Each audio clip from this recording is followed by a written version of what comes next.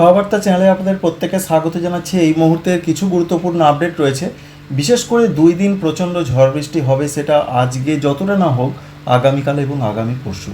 এটা মোটামুটি একটা পূর্বাভাস কিন্তু আবহাওয়া দপ্তর পরিষ্কার করে জানিয়ে দিয়েছেন। কারণ পশ্চিমবঙ্গের জেলায় জেলায় প্রচণ্ড কালবৈশাখীর দাপট থাকতে পারে, তাই বেশ কিছুটা সাবধান বাণী, বিশেষ করে 29 এপ্রিল এবং 30 এপ্রিল। তো আজকে কি পূর্বাভাস রয়েছে, রাতের দিকে কোথায় কোথায় ঝড় বৃষ্টির পূর্বাভাসের কথা জানাচ্ছেন ওয়েদার অফিস, সেটা আপনাদের জানিয়ে দেওয়ার চেষ্টা করব এবং কি দেখা যাচ্ছে। প্রথম কথাই রয়েছে পশ্চিমবঙ্গের দক্ষিণবঙ্গের কয়েকটি জেলাতে আজকে বিক্ষিপ্তভাবে ঝড় বৃষ্টির সম্ভাবনার কথা বলা হয়েছে আবহাওয়া দপ্তরের তরফ থেকে। তবে বাস্তবে কতটা হবে সেটা কিন্তু বলা খুবই মুশকিলের ব্যাপার। তবুও যেটা আমরা জানতে পেরেছি আবহাওয়া দপ্তর সূত্র থেকে, যেমন রয়েছে উত্তর 24 পরগনা, দক্ষিণ 24 পরগনা, পূর্ব মেদিনীপুর, পশ্চিম মেদিনীপুর, এই যে উপকূলবর্তী জেলা, তার মধ্যে বিশেষ করে 24 পরগনার দিকে ঝড় বৃষ্টির সম্ভাবনা বেশি, এবং রয়েছে পূর্ব বর্ধমান, পশ্চিম বর্ধমান, এখানে ঝড় বৃষ্টির সম্ভাবনা বেশি, এবং নদিয়া, বীরভূম, মুর্শিদাবাদ, এই 3টি জেলার দিকে ঝড় বৃষ্টির সম্ভাবনা বেশি। অর্থাৎ একদিকে নদিয়া, বীরভূম, মুর্শিদাবাদ, অন্যদিকে 2 বর্ধমান, এছাড়া রয়েছে 24 পরগনা। এমনটাই রয়েছে আপডেট। 50 থেকে 60 কিলোমিটার গতিবেগে দমকা ঝড় থাকতে পারে, সঙ্গে বজ্রবিদ্যুৎ সহ হালকা মাঝারি বৃষ্টি হতে পারে। তো অন্যান্য যে জেলাগুলো রয়েছে, যেমন এখনও এই জেলাগুলো যেগুলোর নাম বললাম, বাকি দক্ষিণবঙ্গের জেলাগুলোতে বিক্ষিপ্ত আকারে কোথাও কোথাও ঝড় বৃষ্টি হতে পারে। তো এখান থেকে যেটা দেখা যাচ্ছে 24 পরগনার সঙ্গে রয়েছে পূর্ব মেদিনীপুর, এদিকে কিছুটা দেখা যাচ্ছে। অন্যান্য জেলাগুলোর দিকে দেখুন সেইভাবে নেই, এবং ঝাড়খণ্ডের দিকেও সেইভাবে কোথাও ঝড় বৃষ্টির সম্ভাবনা বিরাটভাবে নেই। তবে ঝাড়খণ্ডের দিকে আগামী 2 বা 3 দিন স্ক্যাটার ড্রেন অর্থাৎ ছড়িয়ে ছিটিয়ে বৃষ্টির পূর্বাভাস রয়েছে। আর আজকে উত্তরবঙ্গে রাতের দিকের যা পূর্বাভাস রয়েছে, সেখানে ভারী বৃষ্টির পূর্বাভাসের কথা জানানো হয়েছে। তো উত্তরবঙ্গের জেলাগুলোর মধ্যে যে সমস্ত জেলাগুলোতে আজকে ভারী বৃষ্টি হতে পারে, দার্জিলিং, কালিম্পং, জলপাইগুড়ি, আলিপুরদুয়ার, সঙ্গে 40 থেকে 50 কিলোমিটার বেগে দমকা ঝড়ের সতর্কবার্তা রয়েছে। বাকি যে জেলাগুলো রয়েছে উত্তরবঙ্গের, যেমন রয়েছে উত্তর দিনাজপুর, দক্ষিণ দিনাজপুর, মালদা, এছাড়া বেশ কিছু 2-1টি জেলাতে, সেখানে ঝড় বৃষ্টি বিক্ষিপ্তভাবে হবে, এটা পরিষ্কার করে জানানো হয়েছে। সুতরাং আজকের যা পূর্বাভাস দেখতেই পাচ্ছেন, রাতের দিকের যা খবর রয়েছে, মাঝ রাত থেকে আগামীকাল সকালের মধ্যে উত্তরবঙ্গের জেলাগুলোতে বেশ কিছু জায়গায় ভারী বৃষ্টির সম্ভাবনা রয়েছে, এটা আলিপুর ওয়েদার অফিস জানাচ্ছেন। তবে দক্ষিণবঙ্গে কতটা কি হবে, যেটা এই মুহূর্তের আপডেট রয়েছে, একবার দেখার চেষ্টা করব আমরা। তো আমরা যদি একবার র্যাডার চিত্র থেকে দেখার চেষ্টা করি যে পশ্চিমবঙ্গের দক্ষিণবঙ্গের জেলাগুলোতে, তো সেখান থেকে যেটা দেখতে পাচ্ছি, দেখুন পশ্চিমবঙ্গের দক্ষিণবঙ্গের জেলাগুলোতে সেইভাবে তো বৃষ্টি দেখাচ্ছে না এই মডেল। বিশেষ করে ঝড় বৃষ্টিটা কিন্তু বেরিয়ে চলে গেছে বাংলাদেশের চট্টগ্রাম, বরিশাল, এছাড়া অন্যান্য বেশ কিছু জায়গা, মহেশখালী, এদিকে দেখাচ্ছে ঝড় বৃষ্টিটা হবে।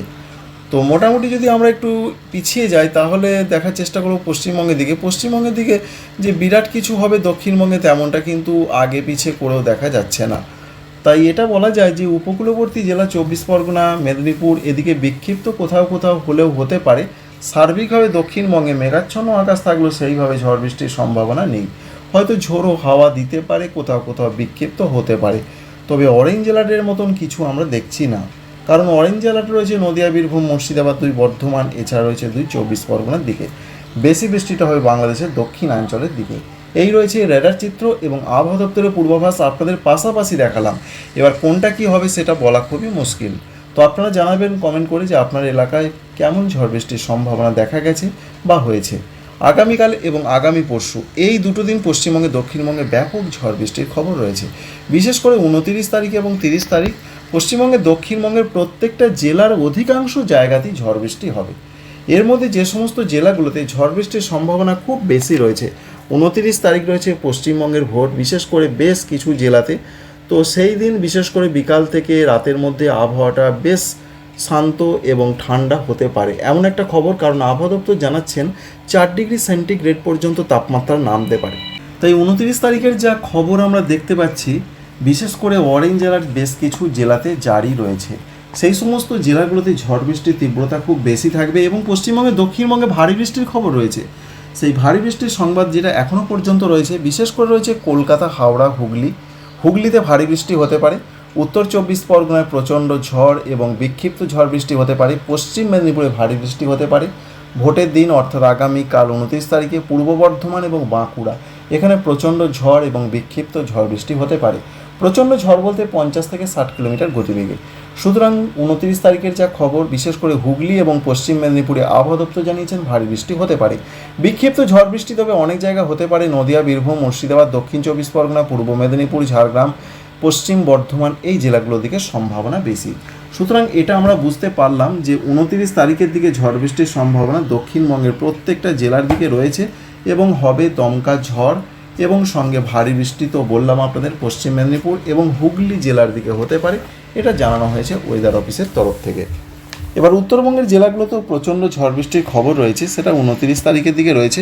অনেক জেলাতে ভারী বৃষ্টির খবর রয়েছে। তো পশ্চিমবঙ্গের উত্তরবঙ্গের জেলাগুলোতে যেটা ন্যাচারালি দেখা যায় যে রাতের দিকে ঝড় বৃষ্টির সম্ভাবনাটা বেশি করে দেখা যায় এবং বেশ ভারী বৃষ্টির সম্ভাবনা থাকে।